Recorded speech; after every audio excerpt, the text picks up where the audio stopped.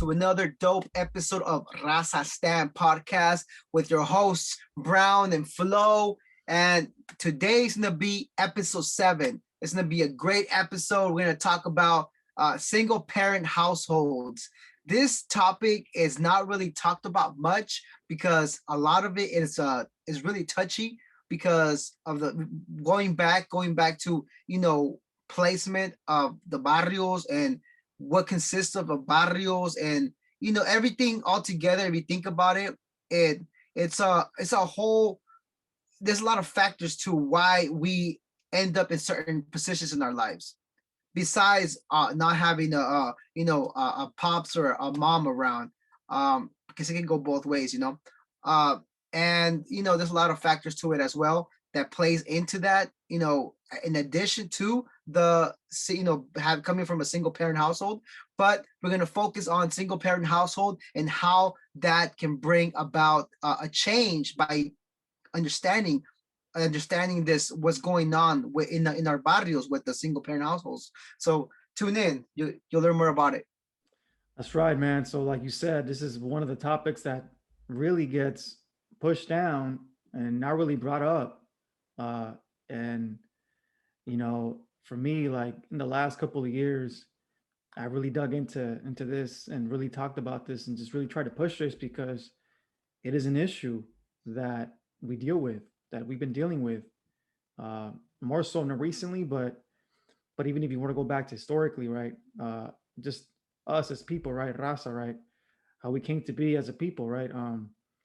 You know, the father a lot of the times was a Spaniard, and the mother was usually an indigenous woman or a black woman. A lot of the times, the fathers didn't take responsibility for the children, right? They were offspring, and they just didn't care about them, right? They saw them as property or just labor for them too. So it really goes back to then, and a lot of those attitudes were passed down to our ancestors, to even up to now. I mean, so I mean, it's more complex than that. Obviously, there's more factors that we deal with now, but that's really where it started, I would say. And you know, yeah, man, it's a huge issue. And just to just to get right into it.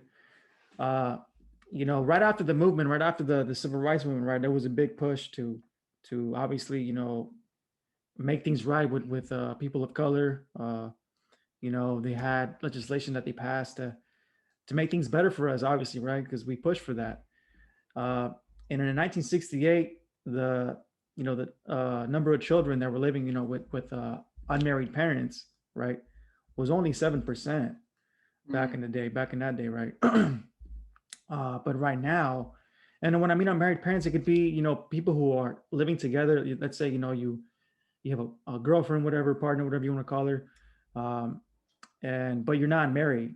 That's what I mean by that, right? So back then, that was really really um, rare to have two people living together that weren't married.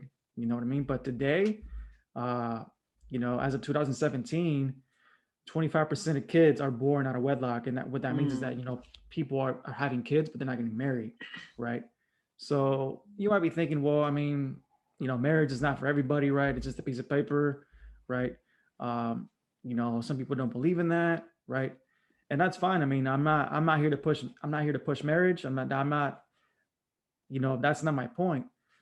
uh, the problem is that when you don't marry, right, the odds of you staying together drop significantly, Mm. right? Because Yeah. you can easily just walk out, because when you have to get divorced, there's a whole process, right? You have to go through court, right?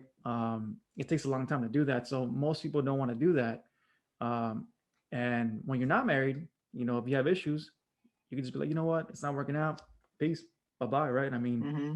I'll do what I gotta do if it even gets to that point, right? So it's more Yeah. likely that that happens with cohabiting couples, right? They not always, obviously, but it's more likely to happen if you're not married. It's easier to get in that Yeah, position. exactly, right. Yeah. So right now, 15% of cohabiting parents have a BA, bachelor's degree, right?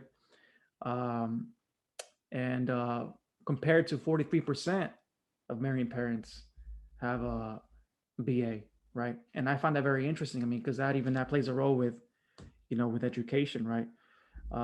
Because a lot of the times, usually, and not always. I mean, again, it varies on an individual, but usually cohabiting parents tend to be younger, right? So they have their kids Mm, younger, and that also plays a role with if you have kids younger, then a lot of the times you're gonna have a hard time going back to school or getting a mhm, degree, as opposed to when you get married. A lot of the times, tend to get married a lot older, and you already have, um, you know, you're quote unquote established, right?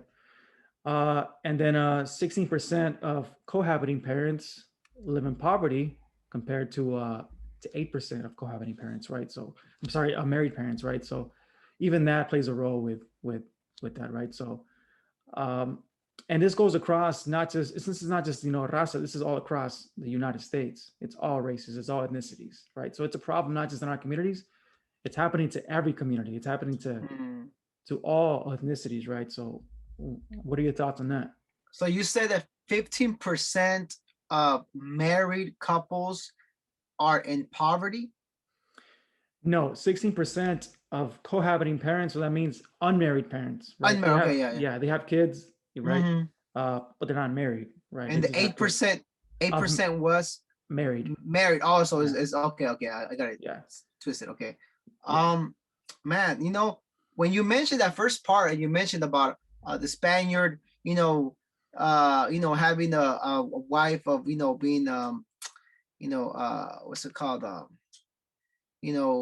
indigenous wife or indigenous partner, that kind of reminds me of like the relationships that we see nowadays between like Latino American or Mexican American or whatever you want to call it, and like someone from Mexico, which is, and I've heard this from a lot of, like, growing up I would hear like that Mexican women, like from Mexico, are more easier to control, easier, they're, I mean, I don't know how to put it, but that's like the the stereotype that men over here understand, that like I don't want my woman to talk back. I don't want my partner to, like, to go out anywhere. I want her to stay home and handle house, work, be a housewife or whatnot. um but since that time of believing that, a lot has changed. A lot has changed where a lot of people, a lot of men kept that same belief, in that they still try to get someone that has that traditional background as a spouse, believing that they're gonna play that role, which, with all this American, the American way is what changed the woman to not be that way anymore. So when the man goes into it believing that they're gonna have a spouse that fits a certain criteria, that is like a type of agenda for them to have a spouse, to be there for them in a certain way, and when that is not fulfilled the way that the man, wanted it, that's when it starts getting too hectic for the man. So then, that I see it, a lot of the times I find out that homies of mine, people that I used to talk to, like, I find out, oh man, dude's been married for some years, and or been together with a girl for some years, and I find out, oh, what happened? Oh man, she got too difficult. But to me nowadays, I see it like, when things get difficult in other circumstances, like jobs, say a job gets more difficult, but people just tend to just put more effort into it, pick up the slack and whatnot. Yeah. But with a relationship, a lot of us Latinos, bro, we're not raised in a way that, I mean, moms would tell me, be nice to women, Yeah. but that can only, I mean, be nice to people in general. I mean, what Yeah. that's, but like, you don't really get taught what consists of a relationship. I mean, watching my parents, That's it. but my parents would like argue a lot and things like that. I mean, Yep. my parents are still together to this day. Yep. They're in their late 60s, but things like that, bro. Like, when someone wants to put effort into something that they actually want in their lives, they would put the effort into it, bro. I mean, that's as obvious and simple as that sounds. That's pretty much what it is. But when you, it just seems like men want more than what they get. Mm. A lot of us want more than what we get, and if we don't get it the way we want it, even though a lot of us don't even fight for it, and a lot of us want to fight for it once it's already like almost done and over and said, you know what I mean? Like, Mhm. pero ya para qué? Like once it's, like Mhm. at that point, it's like, what are you fighting for now? You know what I mean? Like, Yeah. that's what I'm saying. Like, cause me, I've been with my wife for almost over 13 years now. Wow. So like, it's like we got married in 2004, and I mean, shit, how many years is that? Shit, that's like fuck. Yes, third. Was it? No. So Damn. yeah, yeah, man. So some years up there, bro. And like I got Yeah, you better married run young. that number, bro. She's gonna be like, "Hey, well, how many years has it been?" You'd be like, you just I know the day, mean, right? That's it." it's gonna be 14, bro. And 14 Yeah. years this year. Yeah. Yeah. So that's but like, and there's been a lot of ups and downs. Like, you know what I mean? Hmm. Like see, the thing is, like, I put myself in that in those shoes that I could have easily been like, I'm out. This is too much work for me. You know what I mean? Like, this is too much work. This is too many headaches. This is too much. I had to let go of so much and stuff like that. But see, the thing is, like me, I go into it with this thought, bro. With this thought that I was in the wrong path, bro. Like before I had my kids, I was in the terrible ass path, bro. And I really thought about it, bro. And I was like, you know what? If I don't, step up and have a family, I'm gonna end up dead or some shit. Mm. Like for real. Like that's exactly what went through my mind when I was like, when I was and this was a bit before my wife had gotten pregnant with our first child. I mean, we have five now. Um, so at this point I was like, damn, like I was still like in the streets doing stupid shit, and you know, and it came to the point where like I was like, you know what, I think this is gonna be it. Like it's either this or just keep doing my stupid shit. Like and that's the thing, bro. A lot of our people that grew up around a certain location where it's prevalent to go into these footsteps where it's like it's just up to no good and there's no guidance and whatnot. Uh, we all end up like not knowing what we want in the relationship, bro. Like especially with the influences of I mean, not social media back then, but it was like It just was music in MySpace, bro. general. MySpace. But yeah, I wasn't really too much into MySpace and all Yeah. that. I mean, at the time, like what, 2005, 2004, Yes, it that was was, just coming out. Yeah. yeah, that was just like party line and shit. I remember I was into party line a lot. I was Oh yeah, doing I remember party. that too. Yeah, I was doing that shit.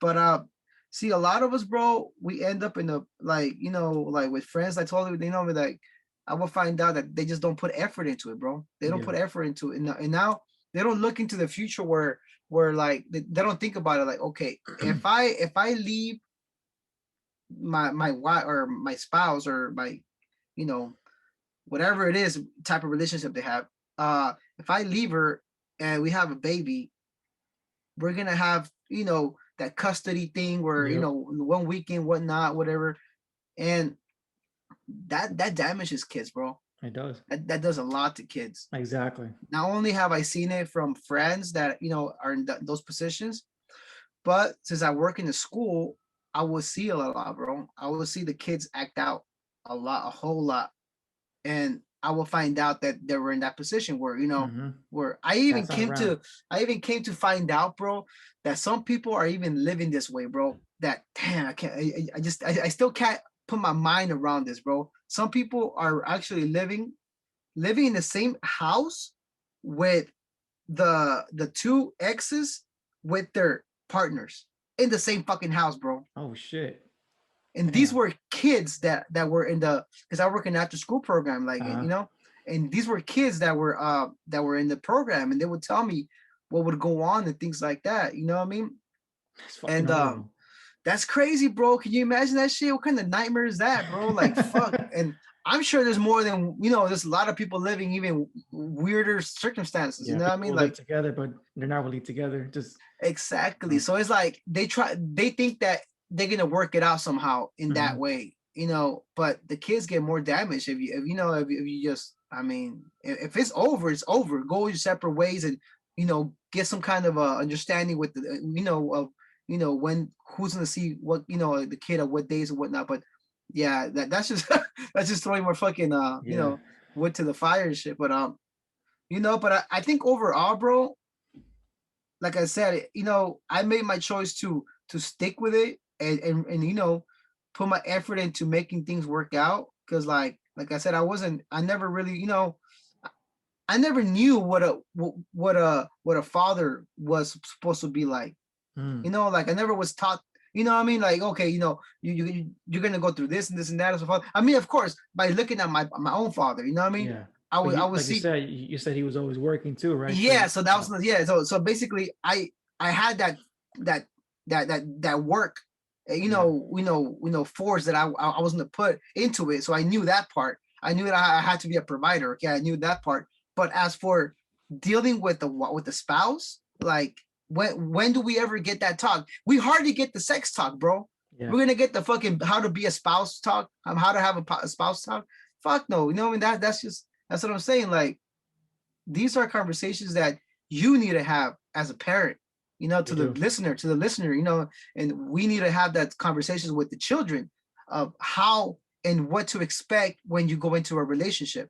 What does Yeah. it consist of? What does it look like?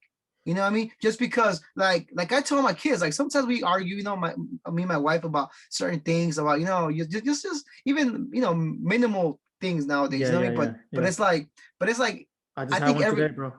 yeah, yeah, so it's just like, I mean, that's to a certain extent, that's pretty normal, bro. It's Yeah. just nowadays, it just matters how you deal with. Back then, the beginning of the relationship, it was like, I want to have the right, like, I want to be in the right in this argument.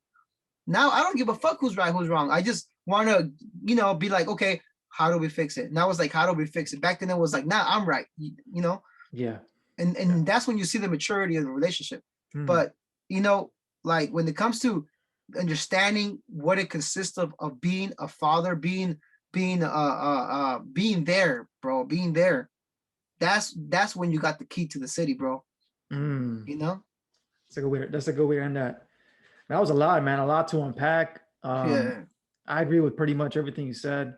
Uh, and what really stood out for me was when you talked about how, you know, going through all this shit with somebody, but still deciding to consciously still stick around. And some people might say, well, why would you do that to yourself, right? You only have one life to live. Go and live it. Uh, and some people might say, well, as a man, that's what you got to do. Especially if you have kids. Um, and you also mentioned the whole cultural differences, right? That play a role in as to why people, either stick around or don't stick around. And I agree with that too. I think I'm gonna get more into that in a minute, but there was just so much to unpack in there that I'm gonna go over some stats just to talk about, you know, some of the things you were talking about, right? So, like I said earlier, right, when you have cohabiting parents, right, who are not married, right, it's a lot easier to get separated. So that's when you start having a lot of the time single mothers, right? Because most of the times it's the moms who end up, taking care of the kids. Even if the dad's around, the mom is the one that's, excuse me, like actually taking care of the kids, and dad comes around maybe twice a week. I don't know, like they have Mm. specific visitation rights, whatever it is, right? But mom is the one doing most of the work. So as of 2018, right now, 21% of kids live with a single mother. 21%. So, that's a lot. I mean, if you think about that, that's a lot of, and again, that goes across all all ethnic groups, right? And 49% of these women who are single mothers were never married. So again, going back to what I said earlier, right? If you don't marry, like the chances of you not sticking around, that they just increase, right? And 25% of these women were jobless the entire year. Mm. So you can only imagine now with COVID, and everything else is shut down. So that's probably even worse now. Uh, and then when we talk about, specific specific, ethnicities, right? So for Latinas, it's 23% of Latinas are single moms. That's a huge, huge deal, right? 23? 23%, right? Dang. Yeah. So if you want to go into unmarried category, right? Uh, it's around 50%. So this includes single moms and unmarried moms. So 50% of our people are either not married or are living, by themselves with a kid. But 23%, right? Sorry, 25%. Sorry, 23% are single moms, right? If you want to be more specific, right? For Latinas. For Black mothers, it's 47%. Highway. And unmarried Black mothers, it's close to 70%. Fuck. Yeah. So it's a huge, huge issue, right? And when we compare it to whites, it's 13%. And I think unmarried overall, it's 25%. And Asians, right? Only 7% are single mothers, right? So what sticks out to me when I look at these statistics, right? Understandable. Yeah, is when you compare that to the income inequality, right? We talked about this in victimization, right? Who's on top of the economic ladder? It's Asians, then whites, right? And then I believe it was blacks, and then Latinos, right? So it parallels that, it mirrors that, right? So that tells you that obviously the father not being around is going to play a huge role when it comes to poverty, obviously, right? And so many other issues, right? How about Uh, Middle Eastern? they would be included in white because I mean, technically, I guess they're considered white, but Mm. that is not a statistic that I was able to find. But I mean, I can definitely look into that. Because that kind of goes along aligned with Asians, because they have kind of like traditionally they come from that strict, they get Culture. disowned Hmm. type of culture, Yeah. you know what I mean? Hmm. Because that's pretty much why it is like that low, Yep. because they have that, kind of that pact, that family pact, and they're connected to other, family from their own country, and they all find out. So they disown you, and they have that fear and shit. Yep. So when we want to talk about poverty, right? So 38% of single Latina moms lived in poverty in 2018. So almost half, 40%, right? I mean, again, this is a huge deal. Obviously, like if living in poverty is going to cause so many issues, right? The median income, right, for them, right, was $45,000, and compared to married couples, 93K, right? So we're Mm. talking about, more a little bit more than double of, right. So that extra money that a man would bring in, uh, plays a huge role in poverty, right? Again, you talked about this, if I have a kid with a girl, uh, and I say it's not working out, if I dip, like just completely dip, because these are women who are living by themselves with no help. Like the man is not around, period. You Mm. know, it's gonna affect, your kid just with poverty. We're not even talking about other things, right? Um, so for women, right, who are single here in California, since it's so expensive here, they would have to pay 60.4% of their income just to afford childcare. Wow. More than half of their income would have to go to that. So again, a lot of the times they can't even do that, so they're not around, right? So what happens when they're not around, right? Mm. Like you said, I mean, like there's so many things that can happen. So what are your thoughts on this, man? Man, it's a whole lot of stuff, bro. I mean, shit, you look at it that way, bro. I mean, Raza thought they had it bad. Fuck, black people, so bro, like, damn, that's crazy, But and then bringing it back to how we said it in other episodes that we know we don't have that platform where like black people have the NAACP and all that, other organizations. We don't have something like that, but yet they're not teaching their own this what I was telling you about, teaching our young how to be a parent, how to be in a relationship and all that. I mean, so like when do we say let's have that? I mean, these in reality, bro, these things should be taught in school, bro. They should. Because if this percentage is if this is looking like that statistically, and It's a fucking problem. how are they who's addressing it? Who's making a change for it? What are they doing about this? They're just letting it be. And I think the reason why no one's focusing on this is because we're focusing on things that we think are still affecting us, right? So again, you see the media, you see all these videos of people getting killed, right, by cops.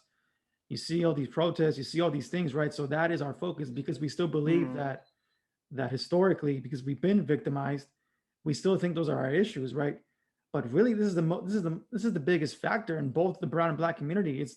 It's the number one factor that no one is even addressing, right? And I think if you address this issue, you would address a lot of the problems that we have in our communities. But why don't we do that? Because that means we have to reflect. And then when you start doing this, the finger, begins to be pointed at you. You're like, wait, I'm part of the problem. You know what I mean? And nobody wants to think like that. Nobody wants to say, well, it's not my fault. I mean, it's somebody else's fault that I'm poor. You know what I mean? It's somebody else's fault that I'm stuck in the vodka, right? And it's somebody else's fault that I can't get out of the system. But where does it start? It starts at home, right? You know what I mean? And again, it just baffles my mind that no one's even addressing this. But then again, it doesn't, because a lot of the stuff that we are focusing on, right? It's easy to say, well, it's somebody else's fault. Let's fuck them up. Let's make them pay for it, right? Because you think it's gonna solve the problem, but really, yeah, man. Man, see, I see that as this is the outcome to the problem. Exactly. This is what came because of not fixing the problem. Exactly. So, I wonder if, like, how, I mean, scholars go into this shit all day long. You know what I mean? I wonder what is their solution. I mean, we hear them. There's like platforms for like colleges, universities. They have their presence online where they have these talks, these meetings or whatnot. But what comes out of it? We don't see any of what comes out of that conversation, where these elite people that have studied their whole lives on certain topics, certain subjects, and they put their 2 cents in it, and then they say something super smart. It goes trendy for a fucking week. It goes trendy for a week, whatever the fuck smart thing they said. And then what comes out of it? Nothing. We go back to the same normal stupid shit we go through every day. You know what I mean? So that's why dialogue is important. Yeah, it's very important. But extracting that importance of the dialogue and putting it into action, that is more, because that's worth a bit more, because then we're actually seeing it in real time, how that is working, how those words can impact in the physical form in life. Exactly. You know what I mean? Because people can say all day long, yeah, the cops are the problem. Okay, well, how do we solve it? And I mean, what do you suggest? Like, exactly. Like, okay, but then like with this, and I'm going to refer to this last, when it comes to Raza, there's this last thing that happened recently with Adam Toledo, where there's a lot of point of views in camera where it shows him taking out the gun from his pocket or his waist and tossing it behind the fence. And there's another view where you can't see that. You just see him kind of like twirl around and then put his hands up. So it's like, it's just perspective. Everything is perspective. You know what I mean? So there's pictures out there already where, he has his hands up with nothing in his hand. And there's pictures out there where his hand is on his waist with the gun. So it's like, it's all perspective. And see, this type of incident that has been going on for years, where a youngster gets shot by cops, is going to continue happening, because we go back to, if we were to investigate how his regular life is and who the guidance was there for him, you're going to see what's it called, a trend. You're going to see something there that you've seen in other stories that ended up the same way. There's going to be a repetition of story in all of these different, cases that we see. And it's going to end up pointing to the guidance was not there. No one was there really to steer him to the right direction. Exactly. Because now we're hearing that he was a part of this gang or whatnot. Yeah.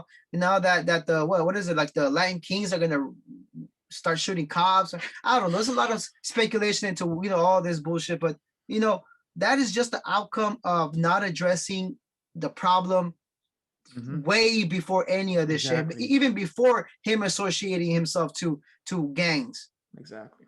If people around him, family members, were to have seen some kind of sign of him going astray, that matters a lot. Even the sign, whatever. You know what I mean? Like I could have been easily killed as a kid, Hmm. hanging out with the wrong people. Hmm.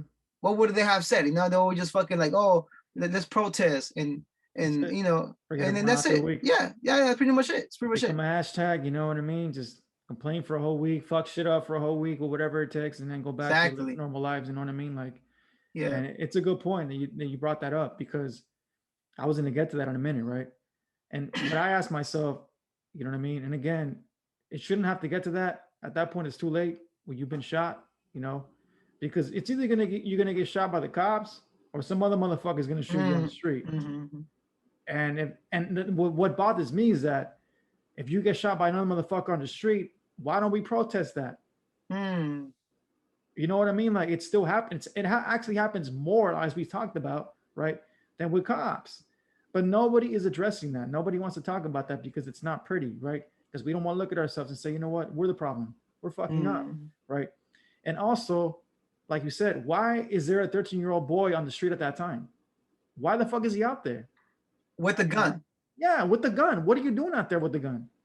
You know what I mean? Like, and we both, we have that street experience, so we can bring that perspective, right? Like you said, you could have been out there too. You know what I mean? Like dead, right? And Yeah. luckily, it didn't happen to you, right? Luckily, it didn't happen to me too. But a big major part of that was because my dad was around. Your dad was around, right? Yeah. Yeah. My dad would have whooped my fucking ass, even if when I was hanging out or whatever on the street, trying to be a little G, whatever and you want to call it. He like I still respected his fucking decisions. Mm-hmm. You know what I mean? Like whenever I would try to do some shit, I would think about my dad. What's my dad Mm, gonna say? How is he gonna feel about this? Right? If it wasn't for my dad, I wouldn't have given a fuck. I would have done whatever it takes to get respect from the neighborhood or whatever you want to call it. And those who were astray that I knew, that was the issue. Their dad was not around, or even if they didn't, get into gangs, a lot of these fools lack confidence in themselves, right?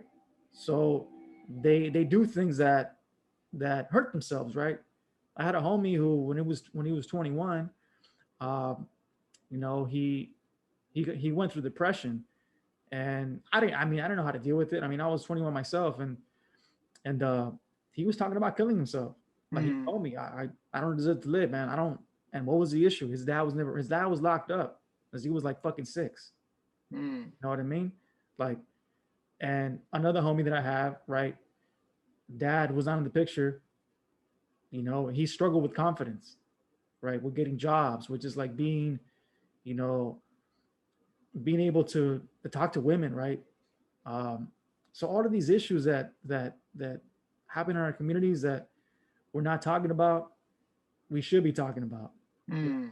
And yeah, man. So And I have been messaging our, people that send us messages on our page on the Facebook yeah, and on Instagram. I've been telling them let's like talk about it. let's go live. Let's go live on Instagram. And Like, nobody wants to.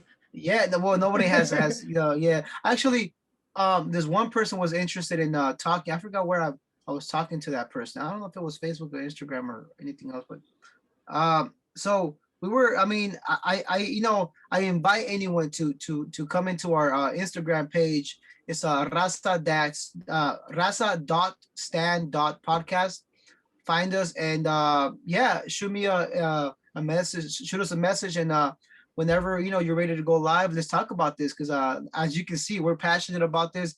We want to see change in our people, um, change in the world overall. But we got to start with our own because this is what we gotta deal with is our own. So it's yeah, we gotta see it. Have that dialogue. It helps a lot to have that understanding. In within dialogue. But with what you were saying, bro, that you know, not understanding your homie that was having, going through that because of her of his pops being locked up for so long. I mean, how no one, like no one's ever talked to you about that before that. How someone's, like that was not your experience. You don't know how to deal with that. Yeah. He doesn't obviously know how to deal with that. That's why he's feeling that way. Hmm. So how can we even attempt to help each other besides just like just stay up, bro, stay up, bro? That those That's all I could words. tell him. I mean, really, that's that. What else can we do, bro? I mean, like, you know, at the time, you said that you were on not thinking straight anyway in Yeah. your own path. So Hmm. how can someone that's not in the right mind in overall society be guiding someone that's going through some shit? Like that's Yeah. exactly what I went through too, bro. Like I seen people going through shit, and what can I do? Let's spark another bowl. What I mean, what that's really what that as ignorant as that is, bro. Yeah. That's really how How how you cope with how it. how these kids, how I, and how other teenagers are coping with their circumstances, bro. And it's fucking sad.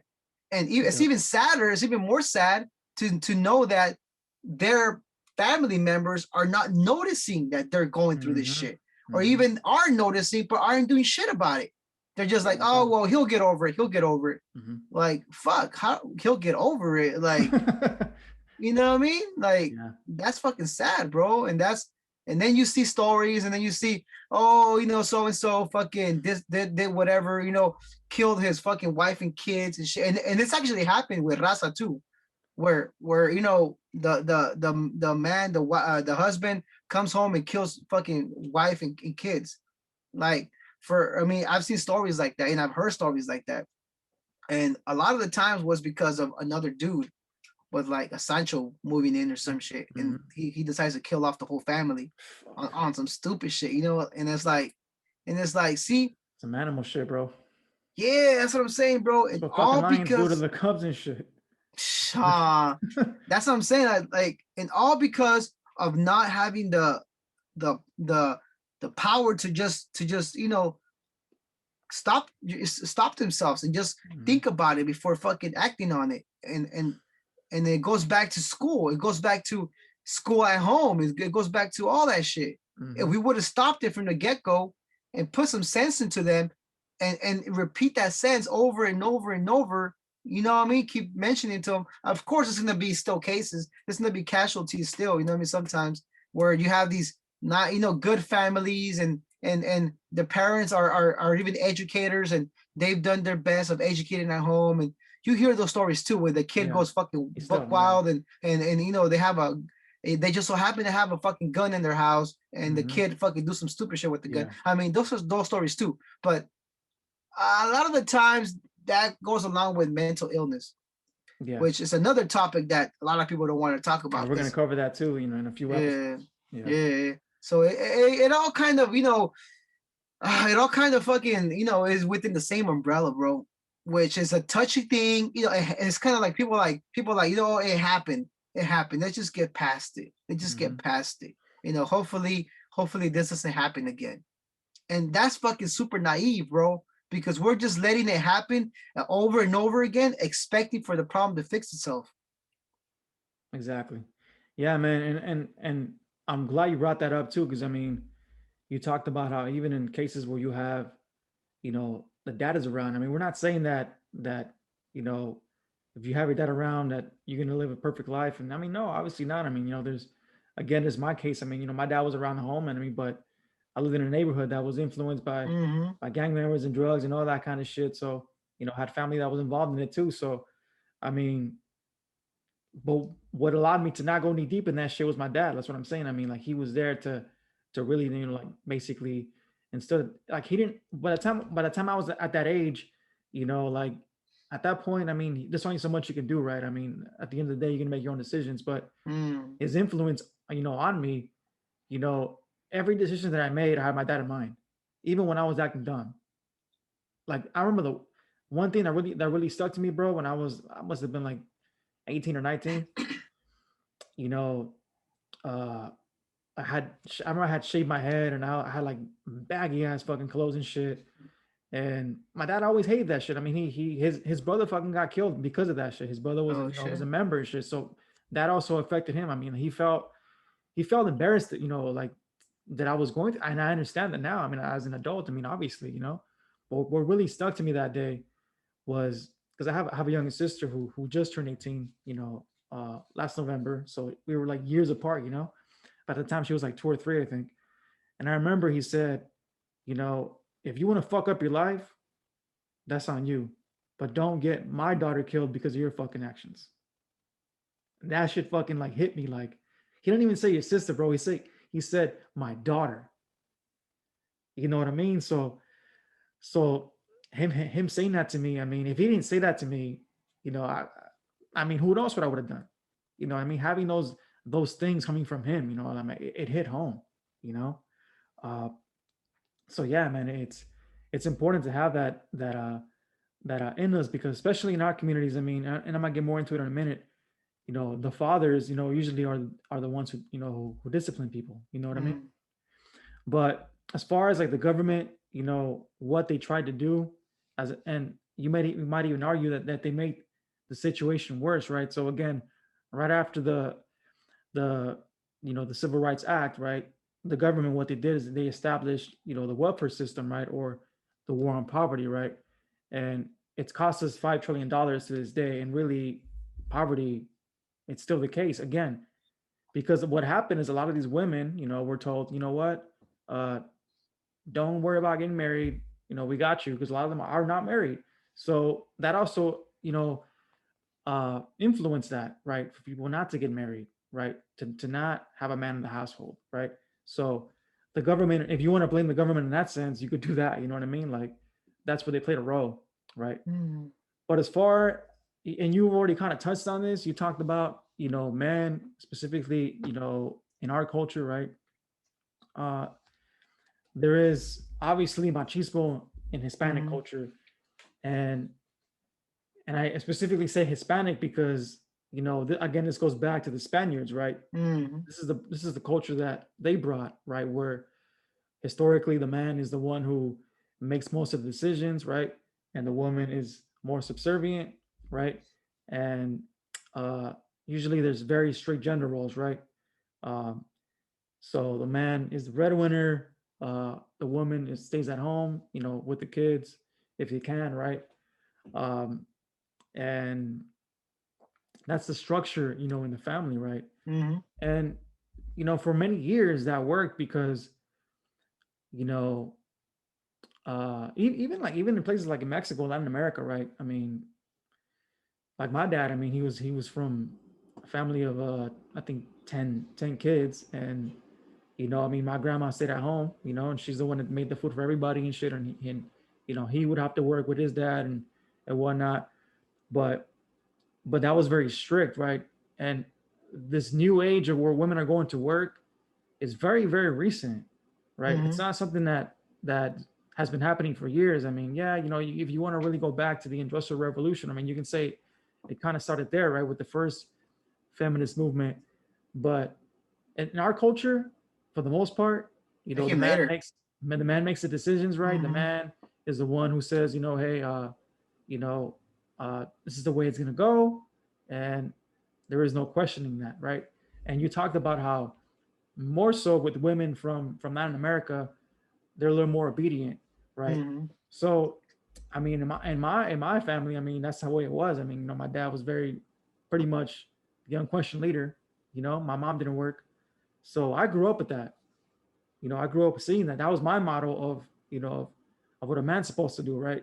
So mm, when you get introduced to, you know, being born here, right, and seeing different ideas, it's very difficult to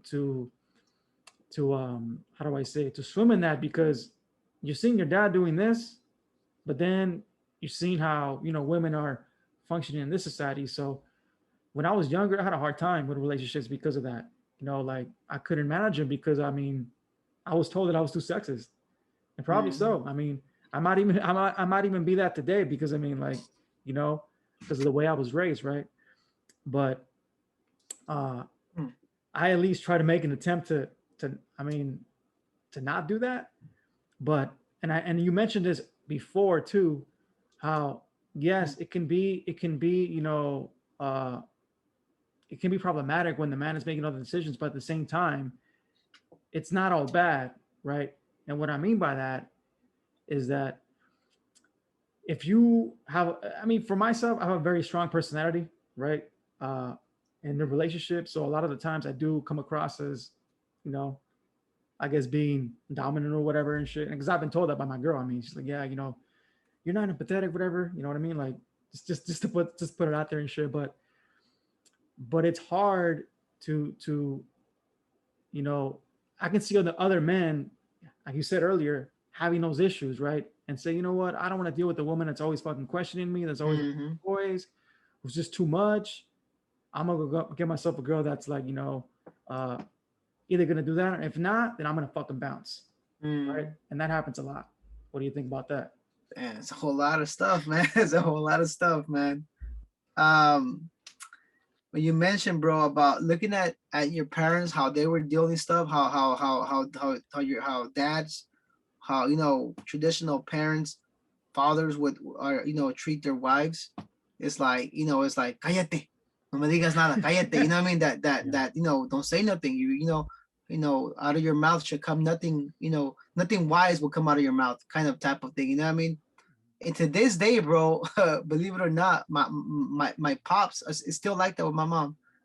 I believe it. That like just traditions, bro. It's tradition, Mhm. and I've told them about it. I've gotten into arguments with my pops, like telling them like how is it that when a white man is telling you a direction, te Mm. quedas bien callado, te Fuck. quedas bien callado y bien le haces caso, like you listen to him and you pay it and you follow his instruction with no ifs or buts. But it's okay for you to do that same thing that you don't like to your own wife. Mm.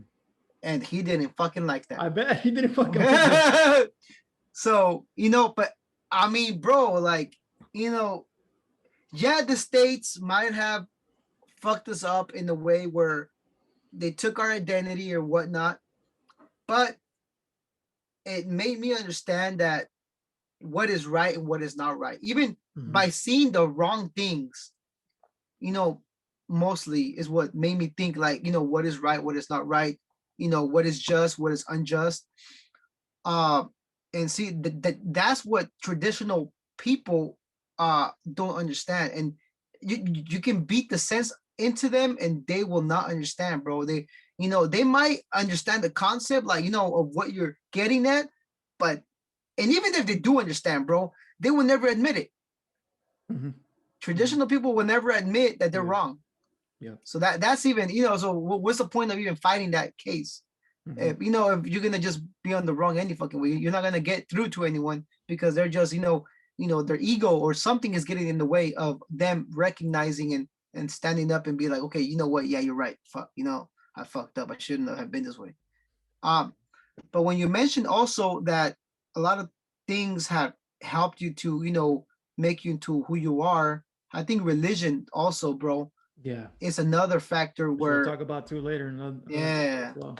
But see, like I mentioned before, bro, like other topics that we have talked about, religion is a reason why to fear, to have some kind of a fear in you to not do bad. Mhm. And I think that because my mom, she used to be what's it called, ¿cómo se llama de este, like she used to be a teacher for Catechism. the catechism. There we Mhm. go. And so she knew all the prayers and all that, and she would always, as kids, she used to actually have me read the Bible out loud to her when I was Nice. smaller. She would do that, and I remember that. So I knew like the, I wouldn't say the ins and outs of the Bible, but I knew, like, stories. I knew, Yeah. and to this day, I mean, a lot of it still is with me. Like, Mhm. recognizing the stories, understanding the value of the stories and things of that. So not to say that I believe it fully or whatnot, but Mhm. like I know it. So Mhm. just knowing those things and that book is considered sacred, that book is considered more than just a book, more than just whatnot. Uh, and the stories in the book says what can happen to a person when they do bad, things like that. So you just knowing that, bro, knowing that, having the ability to have someone to tell you and bring you into that light of knowing that, see, if I didn't have a mom, if I had a single parent, my father, not my mom, then I wouldn't have that in me. Yeah, exactly. You know what I mean? And vice versa. If I only had a mom, I would probably be lazy as fuck. You know what I mean? That I wouldn't understand the value of work, because my dad, that's what my dad preached all the time. Yes. Trabaja, trabaja, trabaja. That's so that was his thing. Even though my mom was a hard worker too, but she wouldn't really talk about much about trabajar. You know what I mean? My dad, that was his thing. That was his phrase all the time. So you know what I mean? It's either or. Like you can be a really you can be an overall person, an overall great person anyway, even if you only have a mom. If you come to understand, if she puts her foot down and disciplines you in a certain way, that you come to understand and come to your senses, like, damn, my mom is really doing this all by herself. But see, a lot of kids don't get to that moment in their minds, that they sit back and like, wait, so you're telling me that all these other kids, that there's been cases that kids have both parents and they still fuck up in life, and I'm at greater risk as a one parent household to end up in the wrong place in my life, then I need to get my shit together. You know what I mean? The majority of single parent kids don't come to that realization until like later on, maybe when they're in jail or some shit. You know what I mean? Yeah. And even then, they probably won't even put it into play when they get out of jail. Yeah, you know what I mean? So so a lot of the times it's all also depends on self-realization on self. If self wants to get in those shoes, if self wants to improve, if self wants to learn more, if self wants to do better in school.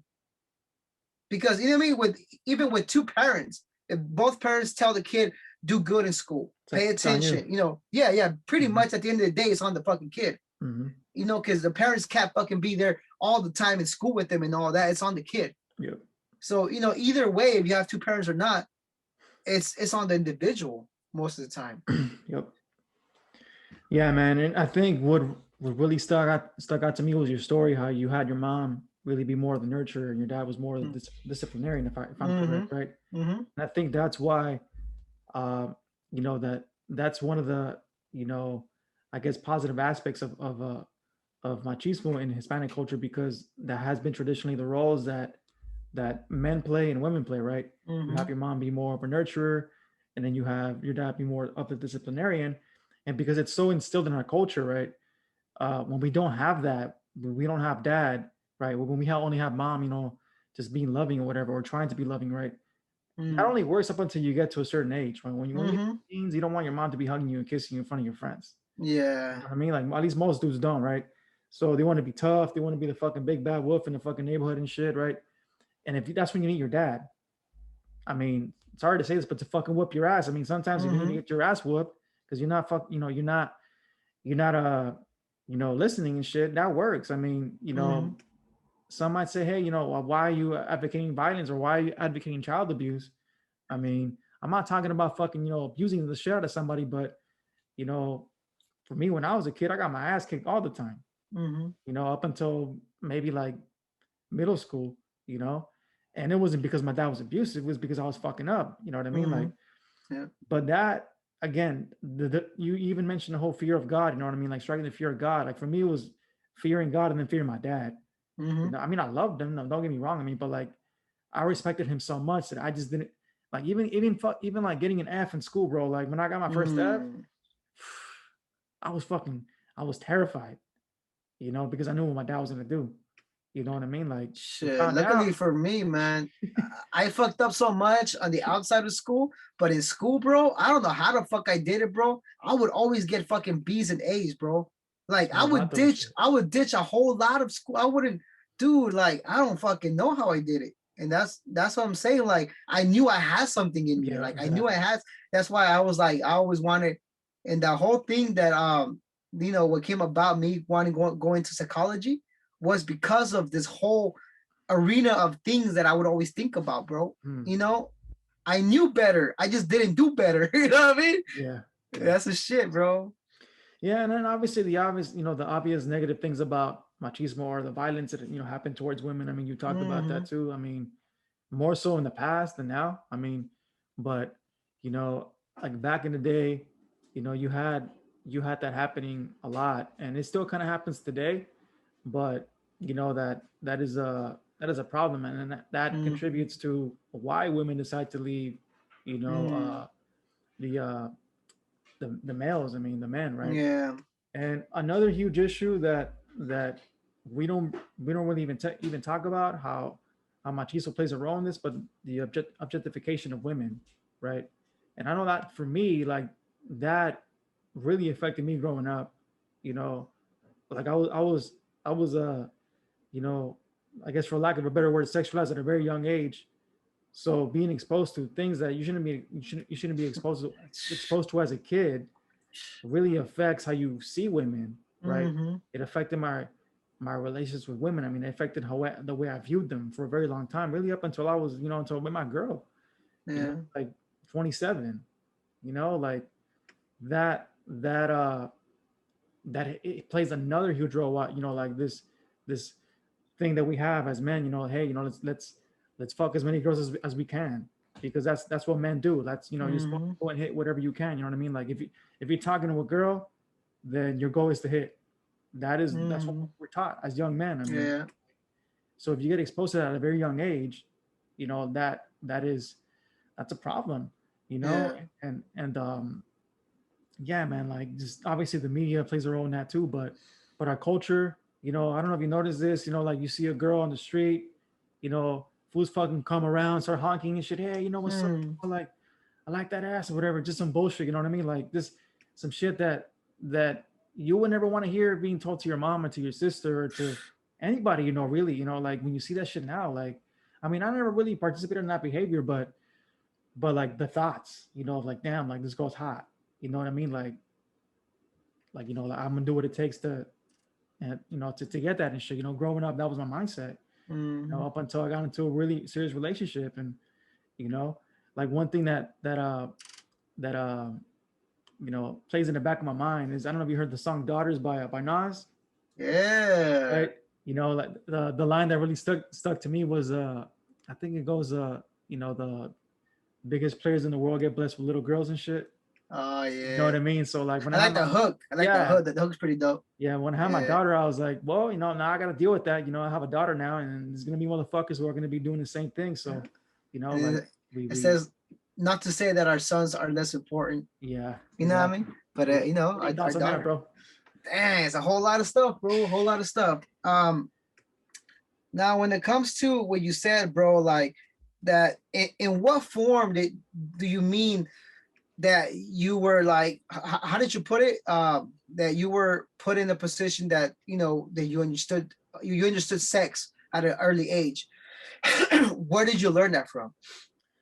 I remember seeing a magazine of, you know, this is back when we used to watch WWE, Mm-hmm. WWF, the divas and shit.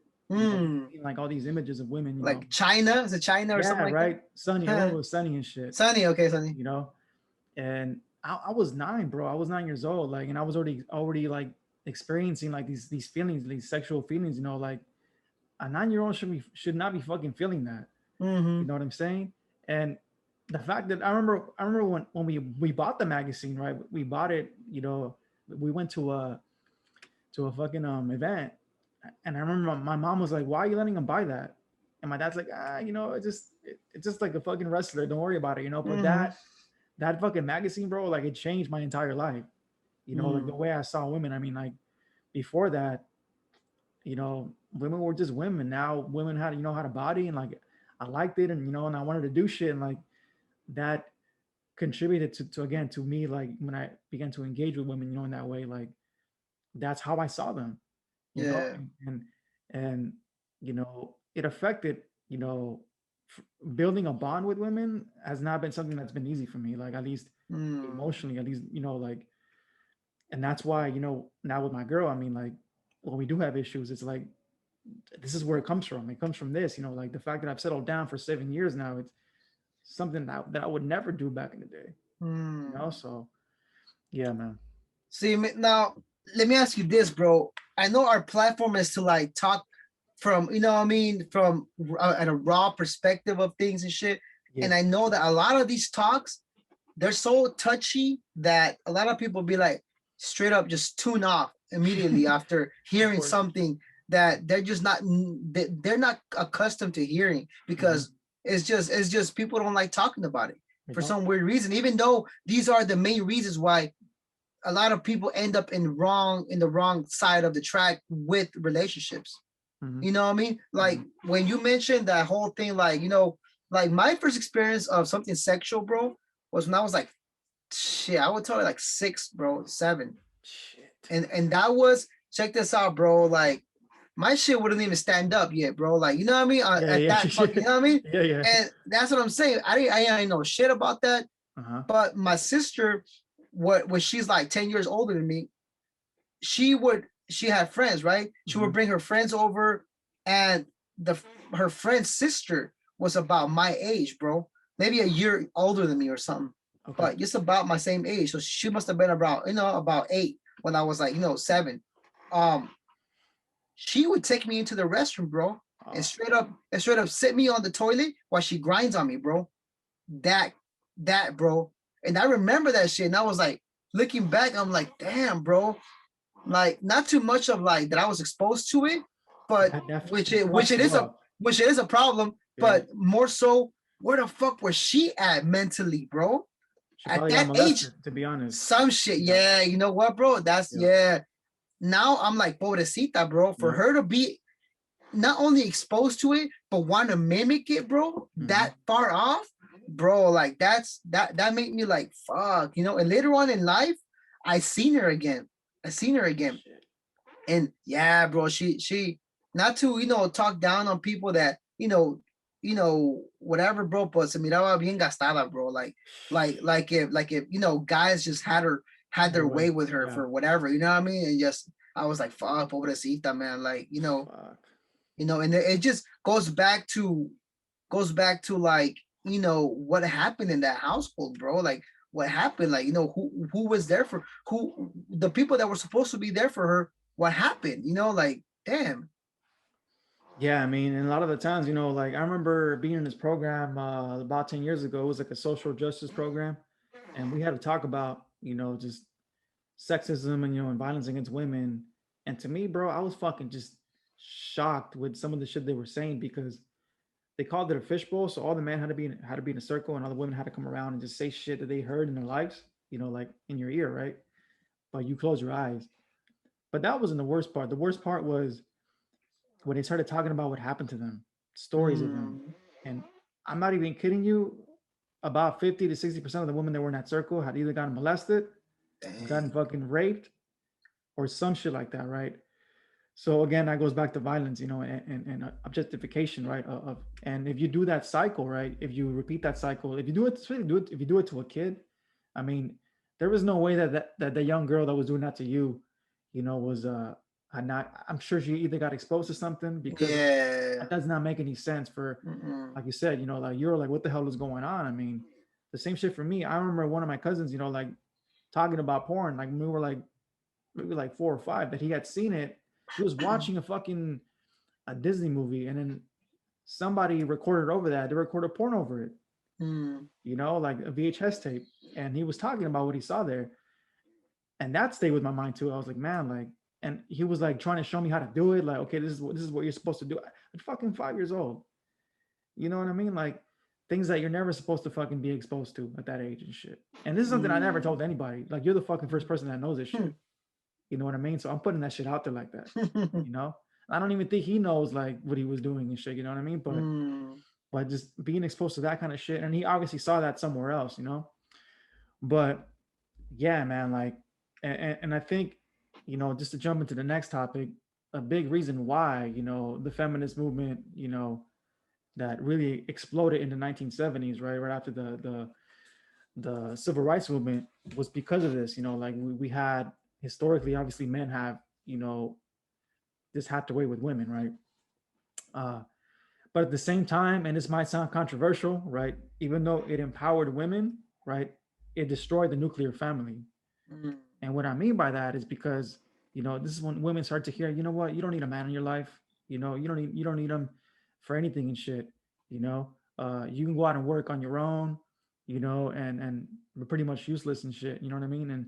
And a lot of people get told that, and young girls get told that. So that also contributed to, like, men, basically having more issues with women, right? Because, like you Mm. said, they broke away from traditional values, obviously, right? That things that were obviously wrong, right?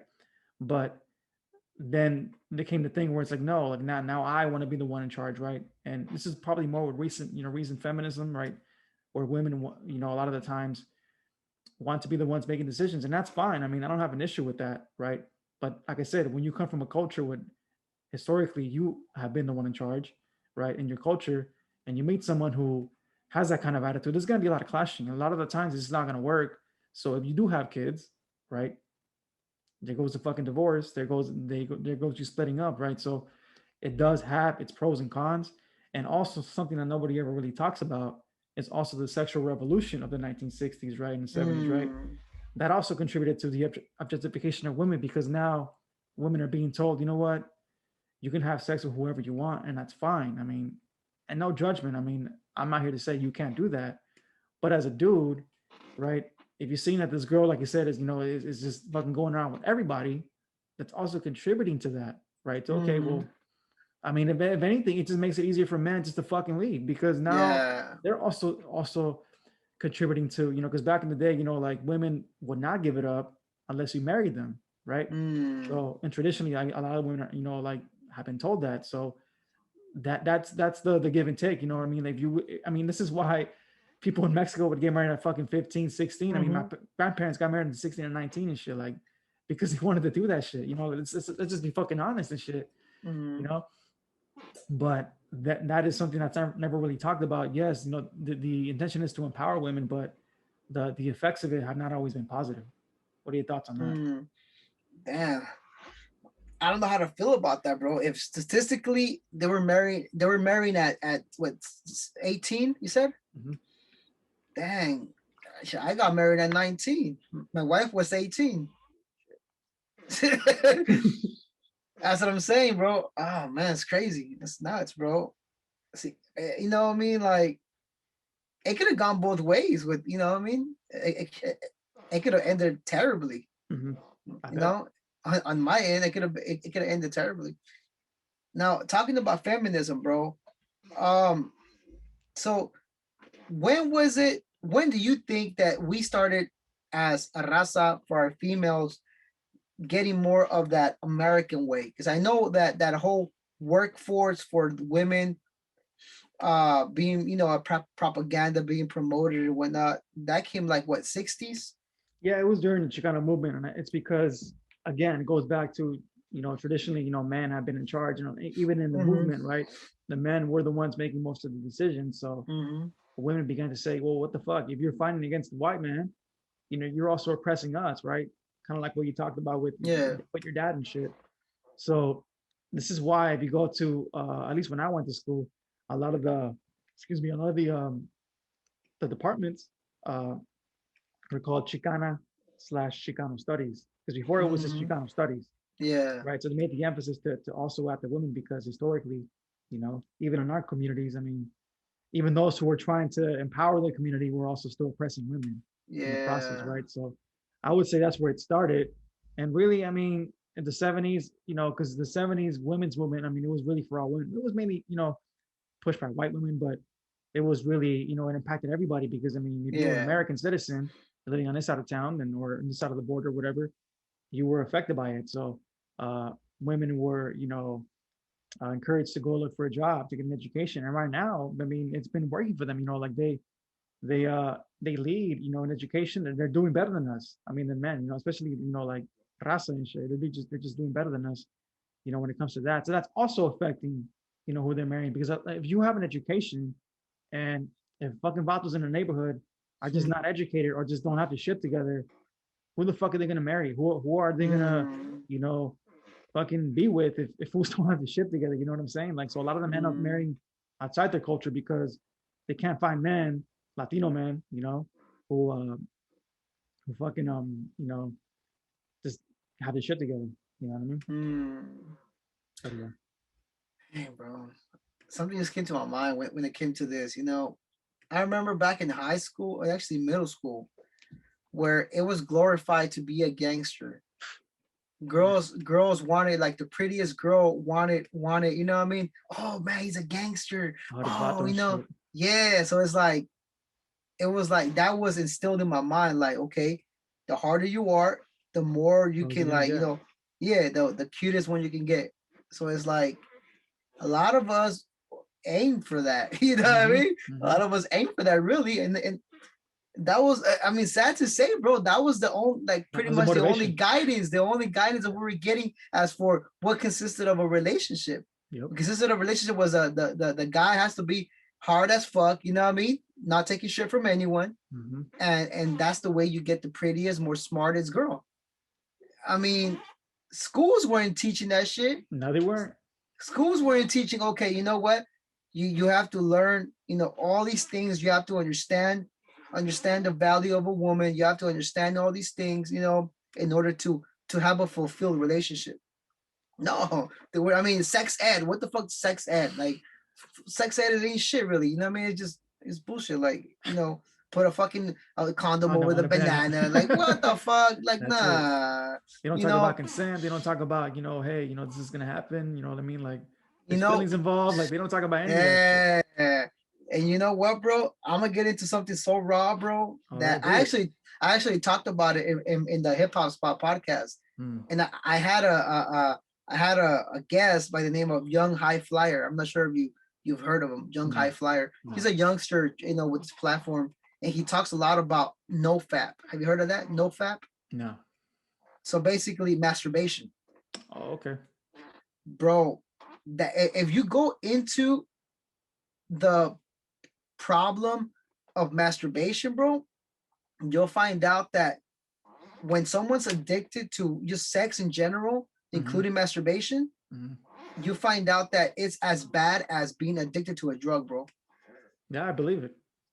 And bro, I talked about it in the episode. Like, that was the first time I ever talked about it, ever. You know what I mean? About that.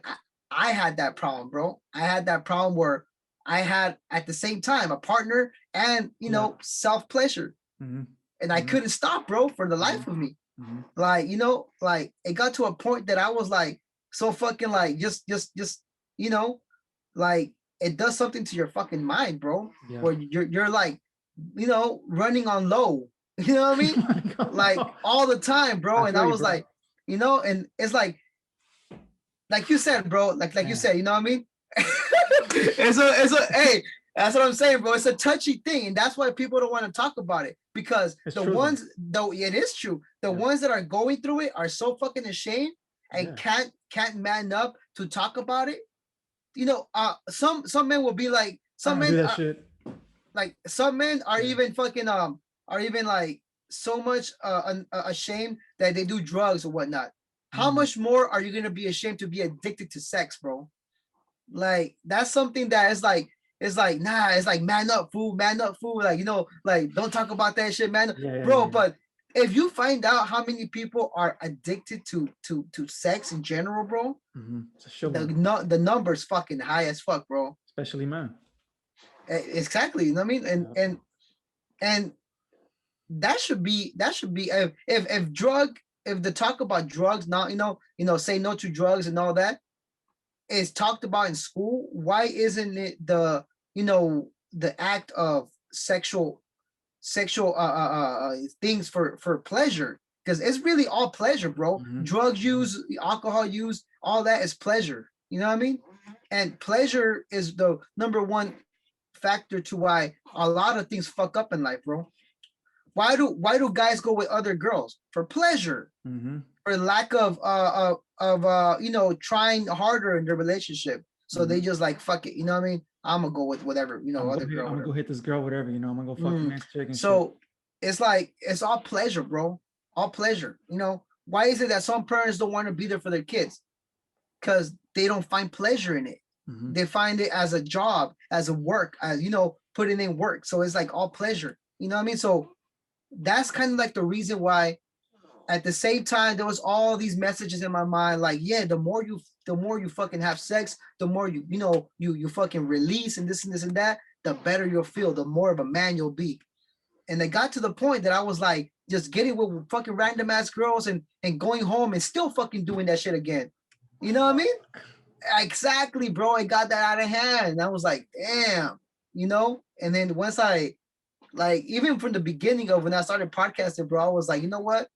Like, I was already looking into, you know what I mean? Like, that was already, when I already had more fucking my shit already fucking together and shit, like, but I started looking into the no fap. It's a movement, no fap, where they talk to you about, you know what I mean? Like, how to stay, sustenance and all that, and how to have that control over that urge, bro. It's just like the control over the urge for fucking drugs or whatnot. Yeah. Luckily, I've never been addicted to any substance, bro. Like, that's the only shit that's ever, you know what I mean?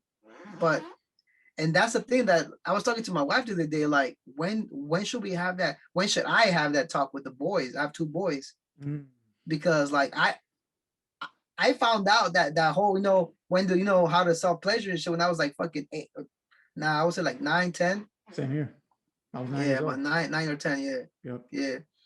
So if not taking it, you know what I mean? Like, if a kid likes it so much that they fucking do it like every fucking day, like, fuck, bro. Like, that's not, I mean, who's to say how many times they will do that shit? Especially if it's getting in the way with doing stuff, because there's people who, just can't fucking function, because they're always doing that. They're always thinking about that. Thinking about, well, it's kind of like thinking about the next high, bro. Exactly. It's pretty much the same shit, same equivalence. It gets you back to the same feeling like from the beginning, you know what I mean? But it's kind of a, it's like I said, it's a touchy thing, bro. It's a touchy thing because people are like, ew, like, why are you talking about that? Yeah, talking about that shit, but it's a real thing though. But wait till your son, yeah, like, no, especially females, they don't want to hear that shit. But wait till your son starts doing that shit. Wait till one of your, someone out there, wait till their son, wait till the son's brother or someone has that problem and it's taking over their fucking lives. Then what? You want to talk about it then? You know what I mean? Like, like it's a real thing, bro. And it's one thing that, especially with Latinos, bro, we, fuck, bro. You mentioned that shit to fucking parents, bro. Fuck, no, man. What the hell? What are you like, talking about? What are you doing? Like, I don't even know what that was. Yeah. Yeah. It's a good thing you brought it up because the first time I did it too, like, I was like, what the hell is going on with my body? Like, I wasn't old enough to understand what was going on, but just the feeling of it, like the pleasure of it, feeling good and shit. But yeah, I mean, my dad never talked about that. I didn't know what it was until I got to middle school. And I remember, like, when I was in middle school and people were like, oh, like, people would obviously try to clown, like, hey, this person does this, whatever, like, but everybody was doing that shit. They just didn't want to fucking admit it. And they try to clown on somebody, as a way to be like, oh, you're not a man yet, basically, you know what I mean? Like, you need to be by yourself and shit, right? That was the thing. But other than that, I didn't know what it was, so I felt a lot of shame. Like, like, even when I was younger, I was like, this doesn't feel right. Like, and nobody told me what it was. I just know that it didn't feel right. But yeah, man, like, it's, and also one thing I forgot to mention, and as to why I think, and we're going to kind of talk about this too next week, how in hip hop, like, the objectification of women is just encouraged, all throughout hip hop, pretty much since the 90s, right? Just, so having that, and Latinos and blacks, are the ones who probably listen to hip hop the most. I mean, that contributes to, again, how we treat our women, how we talk to them. So, damn, yeah, man. That's a fucking, like, that's a perfect way that you put it all together, bro. Yeah. That since black people are the ones that listen to hip hop more, and the influence of hip hop is mostly what's going on in their communities. Exactly. Then it makes sense why fuck, bro. Like, but try telling that to the common dude that listens to hip hop. They'll be like, nah, they're just fucking having fun in their songs and shit. You're having fun until it becomes a subconscious thing in your own head and shit. Oh, they're gonna be like, stop being a bitch. Stop talking about that. And that's gonna be the next thing too. I mean, even if you're having a conversation with somebody who's not ready to hear that, that's what they're gonna tell you, right? Mm, But just to that's segue onto true. the last subtopic, of today, really, since we were talking about kids right now, all of these things, right? I mean, we talked about what causes them, what are some of the factors, right? But really, just more things, right? Specifically, when the men are not involved in the life of a kid, right? So again, coincidentally, right, the rise in crime in the past 30 years uh, has risen, right? And what happened Mm, in the last 30 years? You had all these movements happening, right? You had the Chicano movement, was 60 years ago, right? You had the feminist movement 70 years ago, right? All of these things are happening at the same time. Hip hop is coming out, right? And the crime has increased because fathers have left the homes in the last 30 years, right? And it's mm, all influenced by that. Uh, Neighborhoods with high crime rate, fathers are not around, right? Who mm, has the highest crime rate? Latinos and blacks. Again, right? They Fathers are not around, right?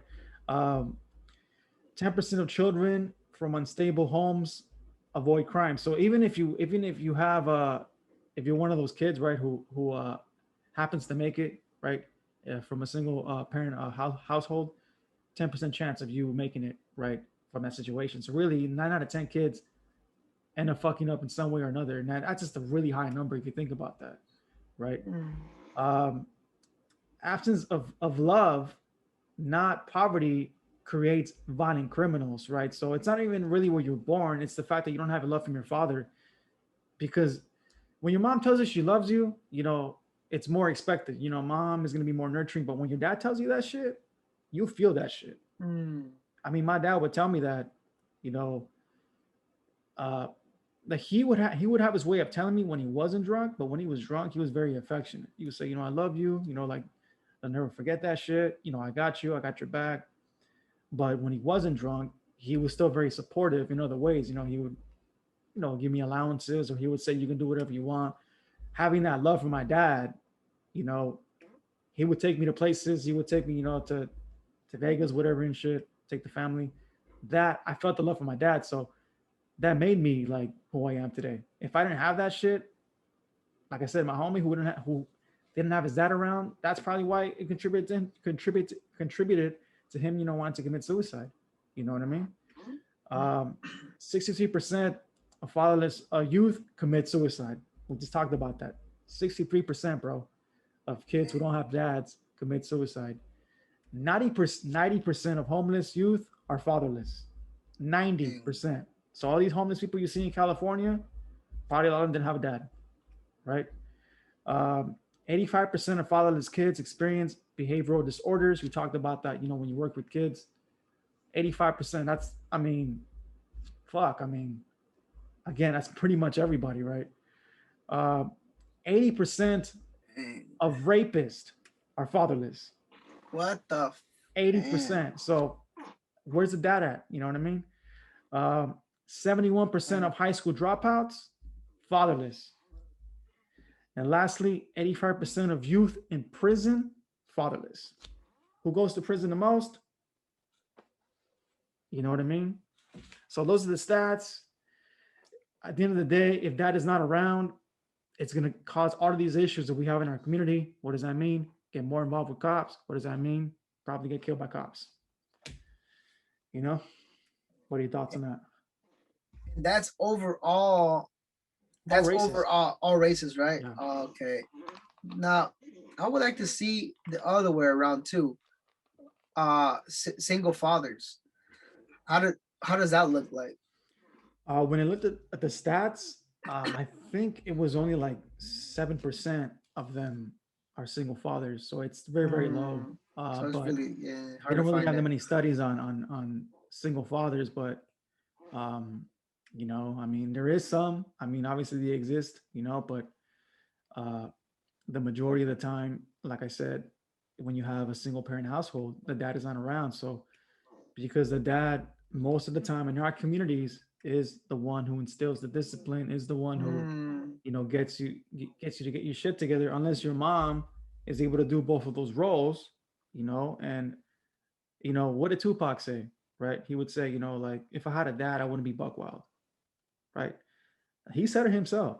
You know, if my dad was around, I wouldn't be who I am. You know what I mean? Like yeah, you know, my mom was very loving, but every especially boys, they need their dads, bro. Like they need their dads to fucking be there for them, to support them, to be loving, right? And regardless of what the situation is with I mean, and this is me personally, I'm not gonna decide for anybody else, Mm-hmm. but you know, just having my own personal issues, you know, with my girl and shit. I mean, like, you know, like everybody does, you know, everybody has issues and shit. Like I've decided to stick around for my kid, you know, no matter Mm-hmm. what. And I made a decision to do that because I don't want my kid to grow up fatherless because I want to Mm-hmm. go out there and fucking, you know, get pleasure or because, you know, we have issues or whatever and shit. That is a commitment that I'm making, especially knowing that if I don't, I mean, look at the shit she's facing. You know what I mean? Like I would be a terrible person if I did that, knowing that. Right. Mm-hmm. So yeah, man. What are your thoughts, bro? Dang, yeah, yeah. So now, see, a lot of these cases are not even the white, the female's fault because, like, Wow. and I'm gonna play, you know, devil's Exactly. advocate because we're pretty much we're kind of talking more about like the men that are deadbeats. You know what I mean? Pretty For the most much. part, we were Yeah. talking about that. So now let's go into the many cases, the many factors as for why a woman ends up as a single mom. It can be the man died Yeah. from, you know, Mm-hmm. causes that had nothing to do with him being a deadbeat. Mm-hmm. You know what I mean? It can be because you know, let's see, what other, you know, factors can it be? Like the I mean shit, you know what I mean? Mom Like doesn't want him around. Sometimes that happens too. The mom just doesn't want the guy around because it just doesn't like him. Yeah, okay. that happens too. So basically there's more than just like the guy just, you know, didn't want to be Leaves. apart. Yeah. Yeah. Yeah, because and you know, so kind of what I'm trying to say is like sometimes the woman has to kind of like woman up Mm-hmm. and understand that it's not all about what they're going through as a relationship. Mm-hmm. Like, because I Exactly. heard a lot of times the woman does not, even though the dad is not even a bad dude, it's just because whatever didn't work between them. He's not She doesn't. perfect. She does. Yeah, she doesn't want to let him see it. The Yeah. kids, you know. Yes. So Oh my God. That's the it's like worst. what the fuck, like you know, like Punishing the kids. yeah, like you know, and I'm like, fuck. See, these kids are gonna end up doing stupid shit in their lives because you don't allow a man that's the dad of these kids to see them because of your fucking huevos and shit, because of your, Mm-hmm. you know, ego, whatever the fuck that you can't get past. Like, you Yeah. know, so with that said, you know, with a lot of, you know, women that are like, nah, but you know, standing up for this lady or this girl that is not giving the dad a chance to see their kids. Because there's people out there that stand behind people like that Yeah, that's true because too. they start pulling the whole feminist That's what I'm saying. card and Yeah, exactly. shit The like whole that. yep. You don't need a And man. Fuck him. You know what I mean? Like yeah, and that is it's dangerous not right good. there too, Yeah. because that's pushing an agenda Agenda. Mm-hmm. that's gonna fucking you know, do nothing but bad for these kids, Mm-hmm. and they need to check themselves too, you know. Yep. But overall, you have to look at the individual case. Exactly. You know what I mean? Mm-hmm. You have to look at it. You can't say, you know, people in general can't say, oh, you know what, you know, Latino fathers are just not there for because they're just deadbeats. They're Mm-hmm. fuck ups. You know what I mean? And I'll just focus on us. You know what I mean? Because we're deadbeats or whatever. But they don't take into consideration that a lot of the, especially with us Latinos, that we're, you know, a lot of us are immigrants. Mm-hmm. So what about the cases where the son or daughter is in the States and the dad is in Mexico? Got Doesn't deported. necessarily, yeah, Yeah. it doesn't necessarily mean that he's a deadbeat. Yeah. It's just that, you know, he's you know, fucking it's just not his luck, you know, his luck is just, you know, that he got deported or whatnot. Mm-hmm. But Mm-hmm. uh people tend to look at it as a everyone is like that for this reason. And that's why crime is going up, because the dads are fucking, you know, deadbeats and shit. But Yeah. a lot of them are though, you Yeah. know, a lot of them are, and it's for also many reasons. You know, they could be like I say, you know, not taught to be in the relationship. They could be, you know, not taught to understand a female for what they're worth. They're influenced too much by what, you know, peers or music puts into their minds, and they start looking at females for an object instead of a fucking person. Mm-hmm. And then they go down the line doing the same trend and all that shit, and then they end up fucking alone because they're just not, they're not looking at them the proper way. Um, it can be because they're in gangs now, they're in prison, whatever. They got shot because they're fucking in gangs or whatever, so they're gone. So like, you know, our men have to also fucking open their eyes and see that not only are they giving themselves a bad fucking name, a bad look, you know, but they're giving their people a bad fucking look. Exactly. They're giving the Exactly. overall our race a bad fucking look. You know what I mean? Exactly. They're, and it's like they don't see it that way. A lot of them don't see it that way. They see it like, nah, well, fuck it. You know what I mean? You know, it is what it is. Life is what it is. Like, and it's like, fuck, they don't think about it. They don't Yeah, put some man. thought into that shit. Yeah, and you said, I like the fact that you said that it's not always just, deadbeat dads or whatever. I mean, it's so many issues, right? But that's why you as a man, especially you as a man who has kids, when you have kids, everything that you used to do, I mean, becomes secondary, right? And I'm speaking from personal experience, just from seeing that, what I mean? Like, and if you don't feel that way, you probably shouldn't have kids.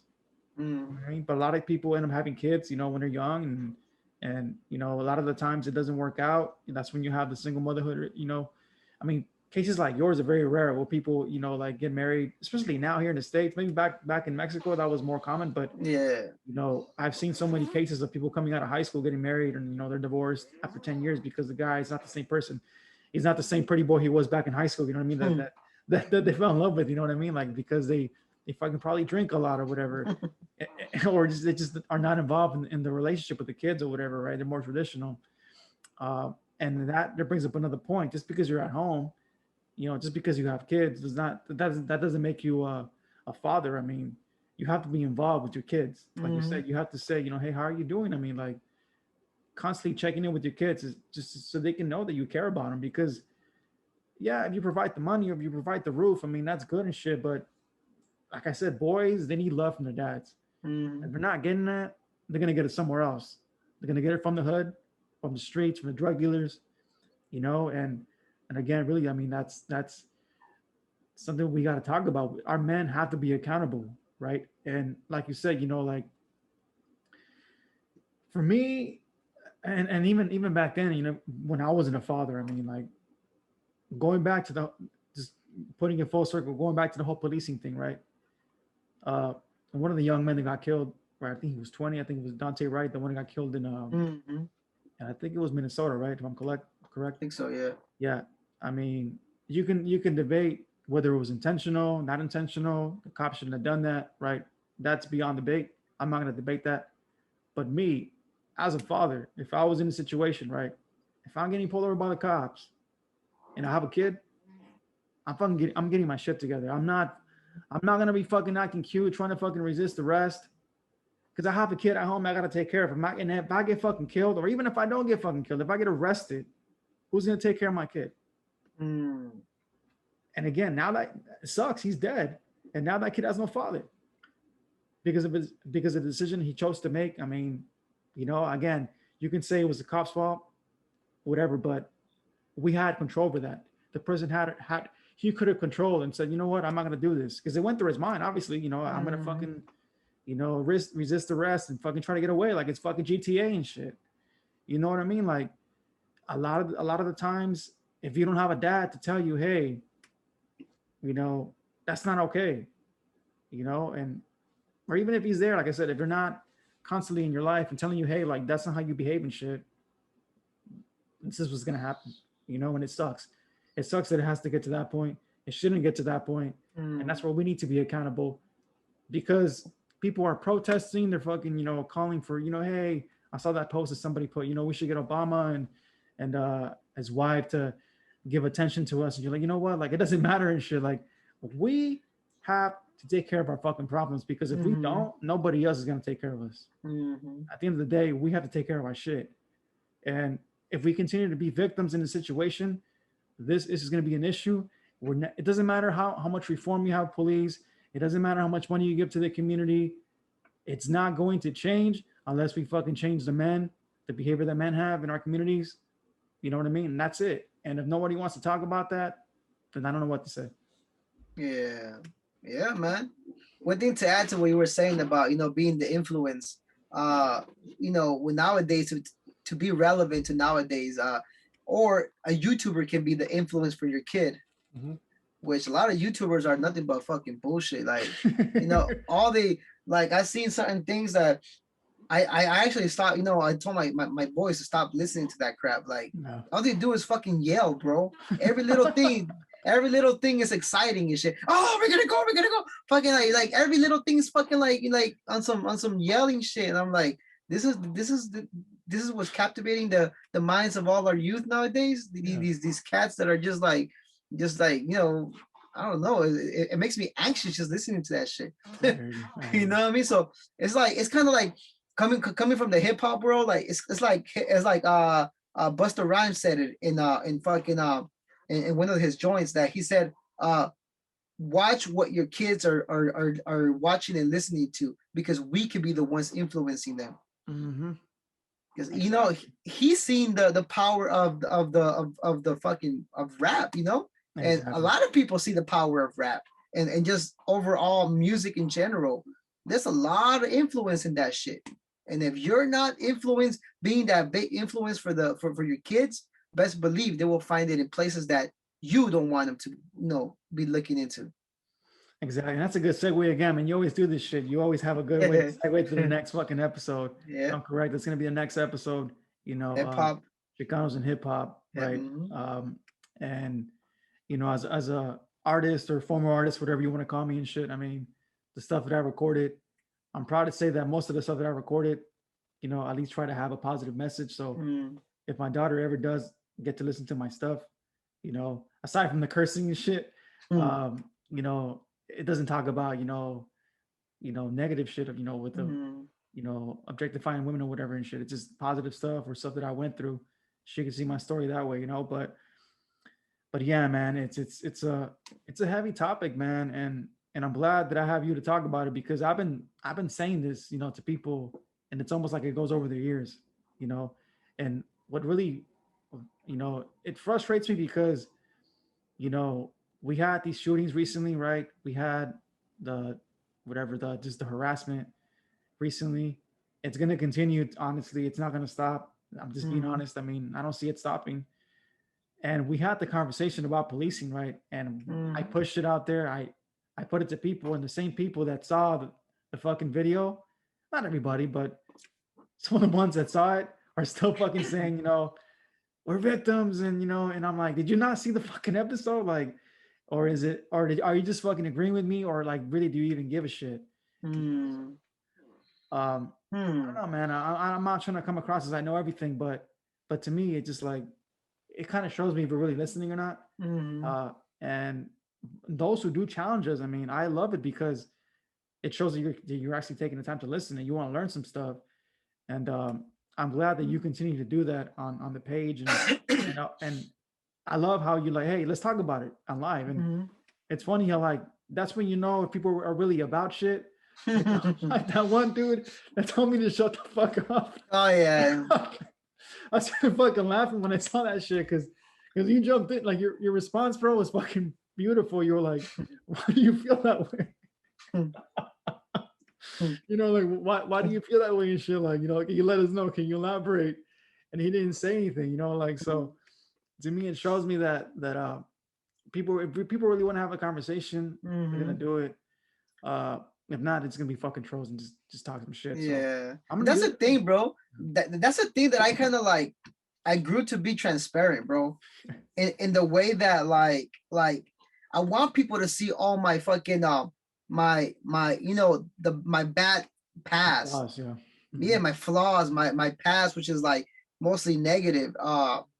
Same. But I want people to understand that from failure, I guess you could say failure or lack of knowing better, comes growth, comes now knowing better, now putting out a message that goes against everything that I stood for, which is like, just negative a negative portrayal, a negative stereotype of our people. Put it that Exactly. way. You Yeah. know what I mean? And that's what it is, bro. Like if it's gonna come down to, getting into a debate or or some kind of I mean, like a dialogue with someone that sees differently than we see, I would like to know more about that. I want to know more about that because that's gonna tell why we are so divided as people because of people that don't agree with and I see that we have a pretty good head over our shoulders. Like I don't see that we're putting out hate fucking messages or nothing. Or not. We're kind of bringing the sense back into common sense. You know what I mean? We're kind of bringing that putting some sense into shit, like, because it just makes sense, bro, that someone that grows up in a certain environment being influenced by a certain people most of the time statistically end up in a certain predicament. Yep. And if that keeps playing over and over and over and people still think that it's not that, then they are the fucking ones that are wrong, bro. Exactly. Then they are the ones that are wrong because they're gonna continue. So Boom. it's basically they are allowing this shit to happen by Yep. not realizing that it's happening this way. And you know what I mean? And if they can correct it, when it's going on before it gets to that outcome, then that's what we're trying to push. Exactly. So they can get that sense and be like, oh shit, okay. Well, if my kid has some kind of a bit of that intel in him, what he's doing as a person, like they start seeing bandanas around or some shit that they never seen before, in his room. You know what I mean? They find a fucking weed pipe or some shit. Mm-hmm. You know what I mean? That's a sign. Yep. If you're not taking that as a sign and stepping up and being like, fuck, how can I fucking make this better? How can I make him not be this person, not become this person? You know what I mean? That's what it takes. That's what it takes. Yeah, man. And that reminded me of a story with with my parents. Like when I started to fucking change the way I dressed, like they sat down with me and said, like, I want you to be honest with me. Are you fucking gangbanging? Like they actually fucking asked me. I mean, because there's those parents who are like, oh no, mi hijo's no cholo. You know what I mean? Like he just fucking dresses like a cholo and shit. Like, and I remember, the uncle who did get killed, right? Growing up, I never got to know him, but seeing pictures because he was from the 80s and shit. So he dressed a certain way and shit. Back in the day, I remember seeing his pictures and my parents telling me, oh, he just dressed like that. I mean, he wasn't a gang member and shit. But hearing the stories from other uncles who were involved, like, yeah, he was banging, and so my parents are trying to protect not only his image but also us not to be involved in that. So once I started dressing the part, but that was like obviously disappointed because he knew what happened to his brother and didn't want that repeated with us. I understandably so. I mean, if I was in his shoes and I had a boy and he was doing the same shit, I would have fucking felt the same exact way. I mean, you know. But I was lost. I didn't know what I mean. I thought that's what it was to be Chicano. You're supposed to be fucking looking hard as fuck, and and that was my way of fucking being prideful in my ethnicity and my culture. And not knowing that I could still be that without fucking getting into. I mean, I never really got into trouble, but just being out there and like fucking putting myself in danger and shit. But just to end it on my final thoughts, what I wanted to say is that I understand why people get upset, when cops, kill, young boys, young men, of color. I get it. You know what I mean? Like, because historically, like I said in the previous, episode, that's been the case, right? But I like to believe that things have changed, right? You know, and overall, I know that they want to make a difference. They want to change things for the people, right? They do care about the people, right? At least most do. Uh, but I like to say this: that if we really want to make a difference, we have to start with ourselves. Like all of the outside factors, we cannot control them, right? And this applies to anything, right? As even if you just look at yourself as an organism, right? Just looking at it from a science perspective, right? Things are always going to change around you. It is up to you to adapt to the situation. If you cannot do that, you will not survive in this world. Simple as that. And that's the way I'm gonna end my final thoughts. What about you? I like that, man. I like that.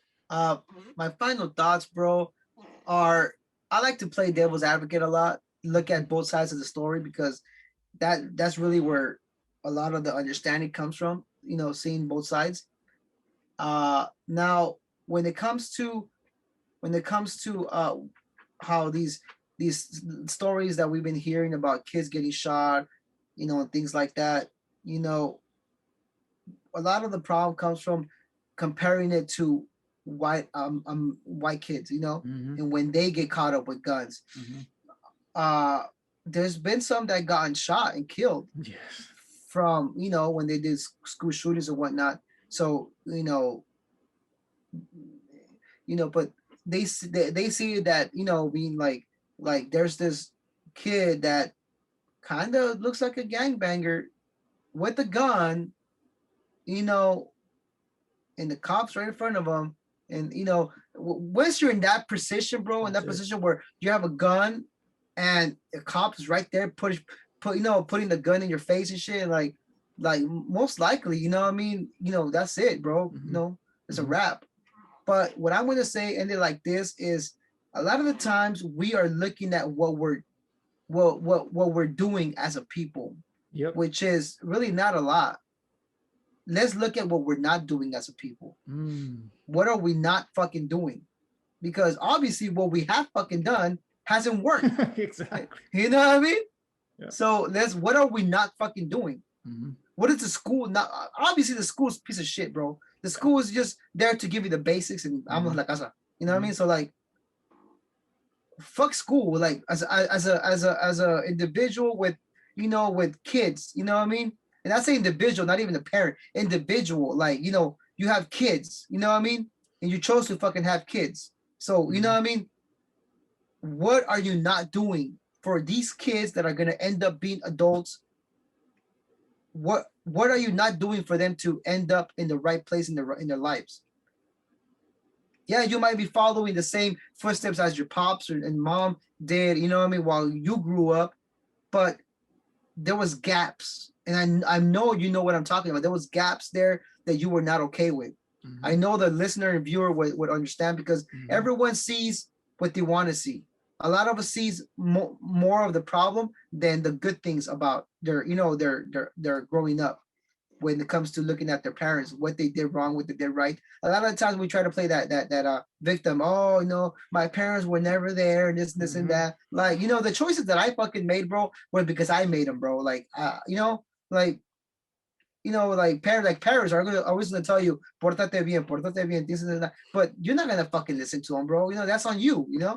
So it's like, on the individual level, the more we talk to our kids, and the more we educate ourselves too, as a parent, the more you educate yourself, the more you know how to talk to these kids, the more you know how to what to talk about with the kids, and trying to stay up on new things, new trends, because nowadays, TikTok and all that shit, a lot of it is no good, so you have to stay on top of what they're into, because when we were, growing up, we were into different shit. Like, the trends were, what I mean, like fucking, fighting, or my thing was playing sports, and what I Yeah. mean, just like Yeah.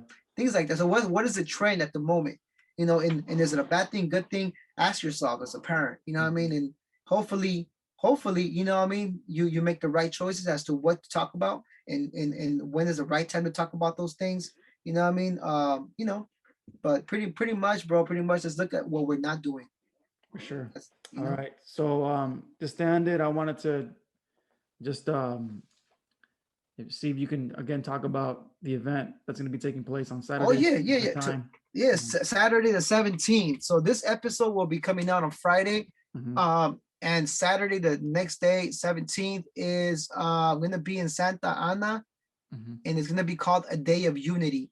It's gonna be held by a friend of mine, Louis. He goes by his name is Louis. He goes by Sin Manchas. That's his product. He sells a multi all-purpose cleaner, uh, and he's doing pretty good at, he has his product. He's had it for some years, and he has this event that this is going to be the second annual a Day of Unity in Santa Ana. So for more information We still don't know location, but for more information, if you are willing to attend this show, this event, hit us up on the Rasastan podcast on our DM. All right. All right, man. Any shout outs before we wrap it up?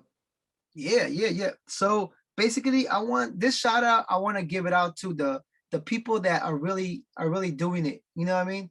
That are really doing it, are really getting headaches by figuring out how to do it, how to put that good message into their kids. Because if you ain't getting headaches, then that means that you ain't working that brain of yours. You know what I mean? So, and that's why a lot of people don't want to get into it. A lot of parents just want to just fuck it. I'm gonna go with my friends and smoke. I'm gonna go with my friends and they have kids at home and shit, and they're out there smoking, drinking, whatever the fuck, just to not put their mind into things that might be a stressor for them. But if you think that's a stressor, wait till they get older. Yeah, same for me. Shout out to all the parents who put it down, and and especially the fathers who stick around and for the kids. I mean, and just good parents overall, and good husbands and our partners, or whatever you are. Because it's not easy, man. It's not easy, being a parent, especially like you said, when you're not taught how to do that, and I don't think anybody ever really is, but just learning in the process and just going through the ups and downs of a relationship with somebody, and really sticking around. I want to shout out my girl too, because I mean, she's stuck with me for 7 years, and I know that I've been difficult at times, and we have a kid together too, and I'm glad that she hasn't kicked me out of the house and be like, you know what, you just be like, hey, I'm doing this shit on my own. So yeah, man, I'm gonna shout her out too on that. Yeah. And I want to correct my mistake. 2007 was when we got married. I was thinking about it. No, that's when we met. That's when we met. Damn, I was like, yeah. So yeah, it's gonna be 14 years. This coming June. For sure. 14 years. Yeah. So all right, for sure, man. All right, man. Raza Stand Podcast. Take a stand to understand. That's what's up, man. All right. This is Flo and Brown, and we out. Peace.